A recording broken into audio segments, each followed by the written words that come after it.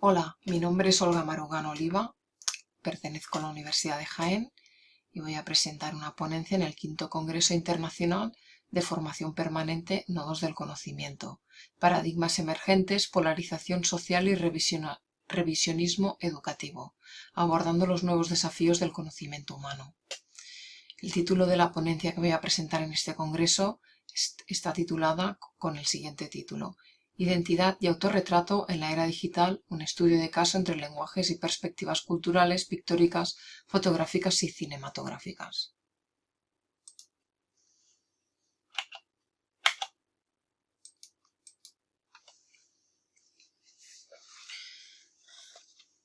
El rostro ha sido un intento de delimitación, de arriesgar un intento de abordamiento del tema que supera cualquier marco y que conduce a la imagen de todas las imágenes con las que viven los seres humanos. Todo el mundo tiene un rostro, pero no se convierte en rostro hasta que entra en contacto con otros rostros, que los contempla o es contemplado por ellos, algo que se evoca en la expresión cara a cara y que hace referencia al contacto directo, o más bien inevitable, que se produce en el intercambio de miradas entre dos personas. La mirada y la voz insuflan vida al rostro en el más literal de los sentidos, y lo mismo sucede en los lenguajes de la pintura, la fotografía y el cine, donde la mirada y la voz, en el caso del cine, insuflan la expresión visual y facial. Hacer un gesto significa poner cara, reflejar un sentimiento, también dirigirse a alguien sin palabras. Dicho de otro modo, representar su yo en y con el propio rostro, pero respetando unas convenciones para hacerse entender. El lenguaje proporciona diversas muestras que tienen que ver con la praxis facial. A este respecto son particularmente instructivas las metáforas de dar la cara o partir la cara, donde se habla del control de la amenaza del rostro, pero ambas llevan el centro de la persona de cuyo rostro se habla. El cine documental ocupa un descubrimiento del mundo y del ser humano a través de testimonios, historias y situaciones, intentando reflejar la diversidad de la realidad construyendo relatos cinematográficos autónomos con sus propias reglas de narración y sus estructuras dramáticas. Los objetivos de mi ponencia son tres. El primero es el análisis cultural y antropológico del concepto del autorretrato en la historia del arte. El segundo es la exploración en la percepción y creación de autorretratos pictóricos, fotográficos y cinematográficos con la voluntad de autodestrucción. Y el tercero y último, las consideraciones y miradas de autorreferencialidad en la era digital. La metodología de mi presentación será cronológica, histórica, deductiva y experimental, basada a través de artículos, reseñas, libros, catálogos de exposiciones, mediatecas, fuentes bibliográficas, etc. También a través de la voz de entrevistas con autores, críticos de arte y fotografía, artistas y exámenes de documentos. El objetivo y voluntad de este resumen y capítulo presentados están planteados desde la vertiente del análisis, el estudio y la apropiación historiográfica y vertiente científica. La discusión del estudio que propongo pretende de un acercamiento profundo al autorretrato representando, traduciendo y recreando las características fisiológicas del propio cuerpo o de su rostro a través de los distintos lenguajes del arte, el pictórico, el fotográfico y el cinematográfico, aproximando, reteniendo y materializando conceptos de introspección, exaltación, autodestrucción, autorreflexión, etc., con un deseo claro de permanencia y memoria. Naturalmente, mi propósito abarca, en el ámbito de su ordenación histórica, sus ciclos, las diferencias entre los distintos estilos y sus formulaciones, así como el rendimiento de las distintas técnicas y materiales utilizados desde sus orígenes hasta la más rigurosa contemporaneidad. Por lo tanto, pueden desprenderse sus tipologías y diferentes aportaciones, lo distinto y lo común a todos ellos, tanto si se trata de un autorretrato pictórico como de otro tipo, performativo, selfie o vinculado a tecnologías diversas, tales como la fotografía o el cine o el videoarte. En la relación que se establece entre forma y contenido presente en cualquier actividad, podré descifrar, hasta donde sea posible, cuestiones de orden antropológico, filosófico o psicológico. Con estos ejemplos que expongo a través del cine, queda claro que el rostro no se puede entender solo como una característica individual, pues obviamente está condicionado por limitaciones sociales. Así, el rostro como rasgo histórico del siglo XIX, por el contrario, se plasmó los cambios radicales de la sociedad después de la Primera Guerra Mundial en una situación ante un problema donde se puede hablar de una historia del rostro. La historia vital del rostro y de los individuos corresponde a cada cual. Sin embargo, es nuestro tema.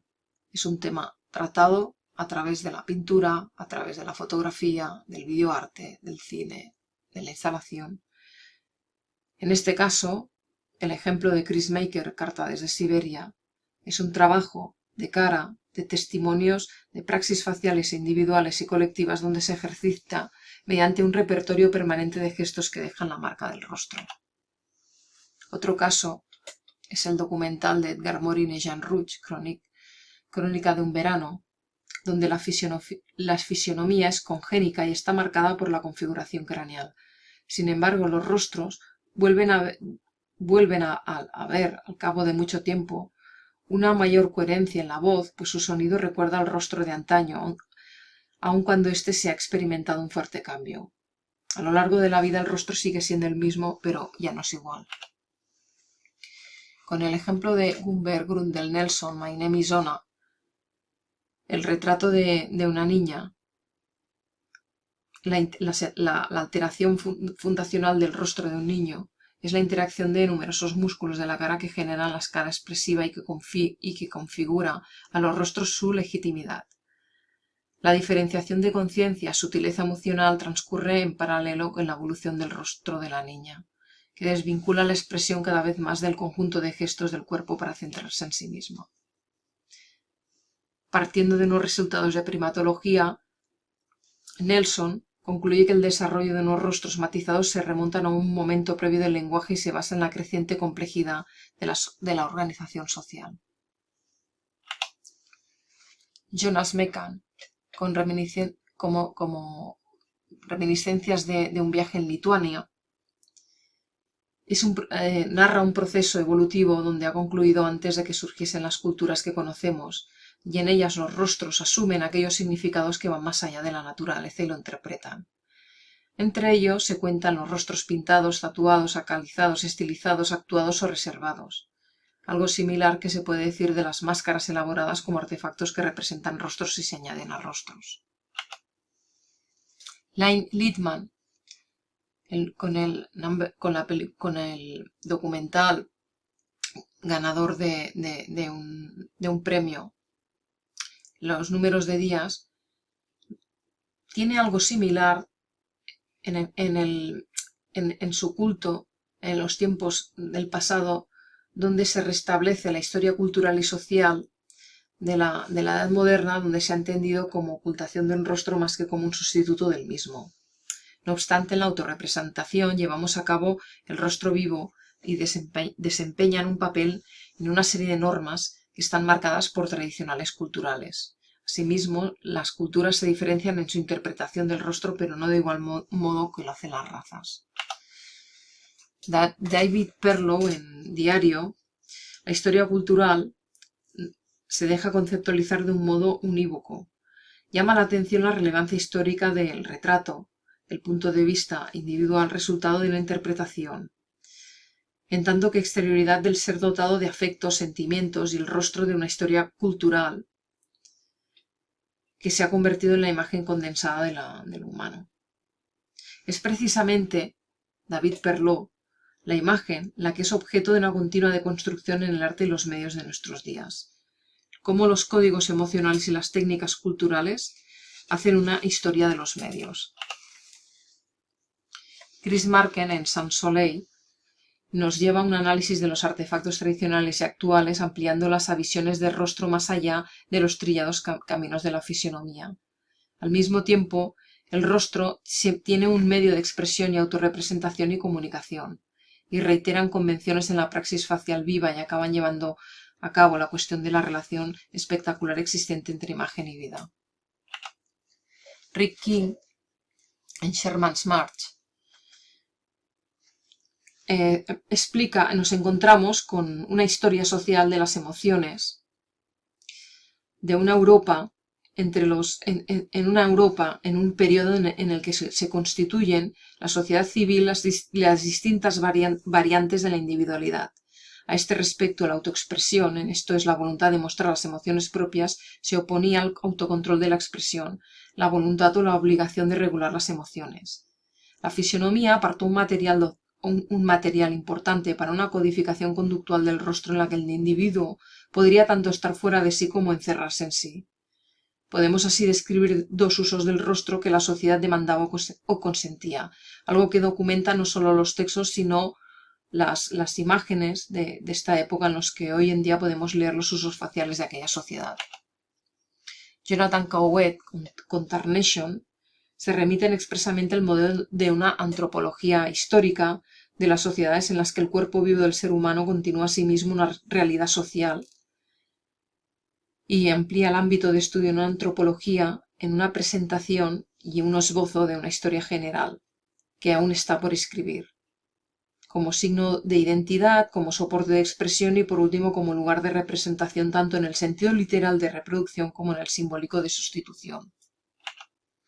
Patricio Guzmán, en Nostalgia de la Luz, nos habla de una antropología histórica del ser humano y de sus rostros y cuerpos en general, pero al mismo tiempo el modo en que se ha abordado la disciplina de la historia, donde abarca el límite de la gramática histórica de la expresión y de la mano de una lectura fisionómica que acaba cayendo rápidamente en un argumento etnocéntrico. Por otra parte, si se obvia cualquier contexto histórico, una gramática general de la identidad alcanza pronto sus límites. Sarah Polley, Historias que contar, trata el rostro desde un contexto histórico distinto, ya que no se puede integrar en un curso lineal, sino que cambia constantemente aportando en cada ocasión nuevas perspectivas al tema. La historia como forma narrativa ofrece pues la posibilidad de hablar de la identidad de su praxis social o cultural sin tener que acudir todo el tiempo a conceptos universales. Richard Linklater, Boyhood. En este sentido, esta película, que se ha tardado más de 12 años en grabarse, nos explican unas historias que se rebaten con la limitación del tiempo, que ha sido fruto de un programa y de un compromiso como forma de control del material en un ámbito en que sí resulta difícilmente abarcable. Ir más allá de dicho marco plantearía cuestiones completamente nuevas que al menos se pueden apuntar a una introducción como los diferentes rostros son desiguales y en el campo de la comparativa cultural y etnológica el debate sobre el cambio de los rostros. Maite, Albert y Jet Yo no soy de aquí nos marcan una historia del retrato que se representa y examina críticamente como un tema europeo, no universal, sobre historias actuales en que los rostros también aparecen desaparecer y muestran una obstinada resistencia frente a los vaivenes de los medios más nuevos. Conclusiones. El autorretrato pictórico, fotográfico y cinematográfico, aunque parezcan métodos similares de representación personal, difieren significativamente en sus implicaciones artísticas, culturales y antropológicas. La pintura en términos generales nos permite una representación introspectiva y controlada, mientras que en la fotografía y el cine nos ofrece un enfoque más inmediato, autodestructivo y mutable, que refleja la identidad en el contexto digital y social actuales. Ambos tipos de autorrepresentación, cada uno de sus peculiaridades, están concebidos sin variantes ni expresiones de las transformaciones culturales y de cómo el concepto de identidad se adapta a los medios y tecnologías disponibles en cada época. Y hasta aquí mi ponencia. Muchas gracias por escucharme.